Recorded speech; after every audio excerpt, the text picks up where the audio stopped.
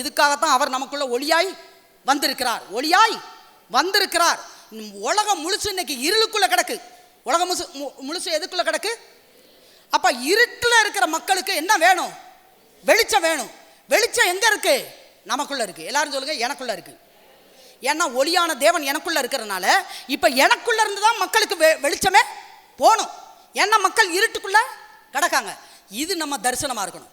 மக்கள் இருளுக்குள்ளே கிடக்கிற மக்களுக்கு நான் இந்த உலகத்திலே வெளிச்சம் காட்டி வாழ வேண்டும். வெளிச்சம் எங்க இருந்து வருது? எனக்கு ஒளியான இயேசுவிடத்திலிருந்து. ஒளியான இயேசு எனக்குள்ள இருக்கறனால நான் இந்த உலகத்தில் வெளிச்சம் வீச வேண்டும். நான் சொல்கிறேன், என் கையில் இப்போ ஒரு டார்ச் இருக்குது. இந்த ஏரியாவே நைட்டு இருட்டாக இருக்குது. ஒரு சகோதரி இப்போ பின்னாடி வர்றாங்க குழந்தைய தூக்கிட்டு. நான் இப்போ என்ன செய்யணும்? என்ன செய்யணும்? என் கையில் தாங்க டார்ச் இருக்குது. அப்போ நான் தான் என்ன செய்யணும்? வெளிச்சத்தை காமிக்கணும். என்கிட்ட தான் ஒளி இருக்குது. ஒளியான கிறிஸ்து இருக்கிறார். அப்போ நான் தான் வெளிச்சத்தை காட்டணும்.